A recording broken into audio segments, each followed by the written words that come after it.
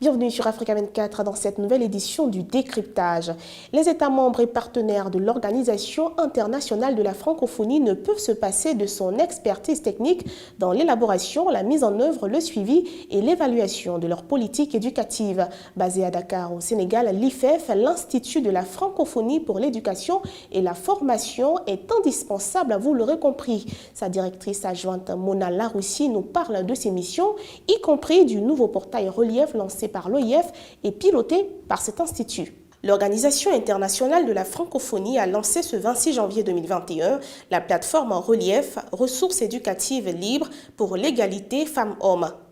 Comment est née l'idée d'une telle plateforme et comment va-t-elle fonctionner? L'idée du portail Relief, qui est ressources éducatives libres pour l'égalité femmes-hommes, est née de la conférence de N'Djamena. La conférence de N'Djamena s'est déroulée en juin 2019 et à l'issue de cette conférence, il y a eu le vibrant appel de N'Djamena, qu'on a appelé N'Djamena, et parmi les points de cet appel-là, il y avait un portail de ressources éducatives permettant à l'enseignant d'intégrer la notion de l'égalité femmes-hommes dans leur pratique quotidienne. Quelles ont été les étapes et le processus de sa mise en œuvre? Quelles en sont les cibles principales? Nous avons commencé par un petit questionnaire, disons, qu'on a envoyé à tous les enseignants pour voir: avez-vous besoin d'un portail comme ça et de quel type de ressources vous en avez besoin? Donc les enseignants étaient vraiment très collaboratifs et très coopératifs. Les associations des profs de français, les associations des matières scientifiques, ils ont tous répondu, donc que ce soit des profs de langue, que ce soit des profs scientifiques, en disant que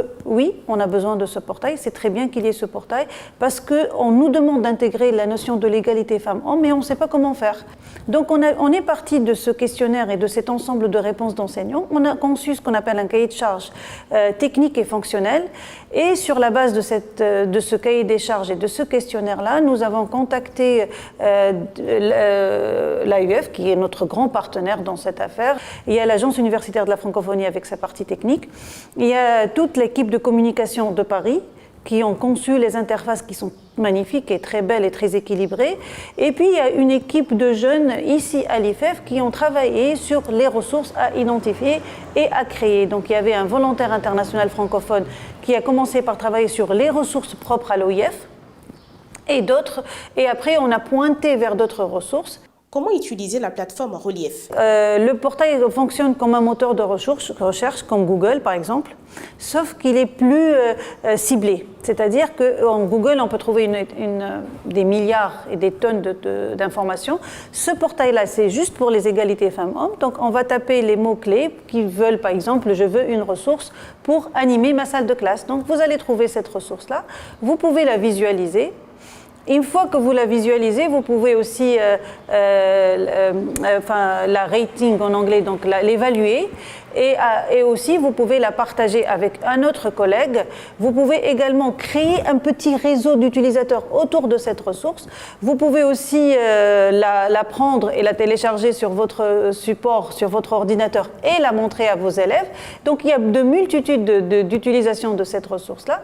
Et il y a aussi un autre usage qu'on ne voit pas tout de suite, c'est l'usage de déposer sur le portail ma ressource. Je suis un enseignant, j'ai développé une ressource que je trouve intéressante, je la partage à travers ce portail Relief. Donc vous allez trouver des bonnes pratiques au niveau du portail, comme par exemple la pratique de la cantine. Si je donne à l'élève garçon à manger dans une assiette rose et à la fille de manger dans une assiette bleue, il va voir que le goût du repas ne change pas, c'est juste des préjugés qui sont dans la tête et qu'il faut enlever. Et petit à petit, il y a beaucoup de bonnes pratiques comme ça qu'on peut mettre dans le portail et qu'on peut partager entre les écoles, entre les ministères, mais aussi entre les régions et entre les pays.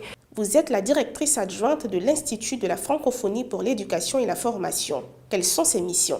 De toute façon, l'IFEF ne fonctionne pas en dehors tout un processus. Donc, il y a les ODD 4, il y a l'éducation 2030, il y a toutes les bonnes résolutions qui sont liées à l'éducation. Donc, l'IFEF, dans ce cadre-là, entreprend à mettre en œuvre une expertise technique pour l'élaboration et la mise en œuvre, le suivi des politiques éducatives des pays membres de la francophonie.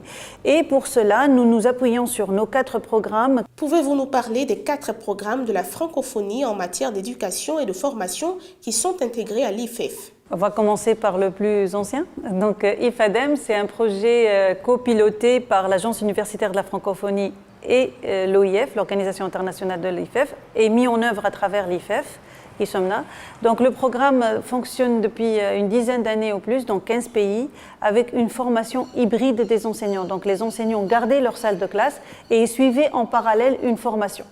Et ce programme-là durait à peu près entre 9 mois et 18 mois, ça dépend des pays, et permettait à l'enseignant de se recycler, d'avoir un échange avec son inspecteur pédagogique, d'avoir les livrets scolaires pour qu'il soit formé et auto-formé lui-même.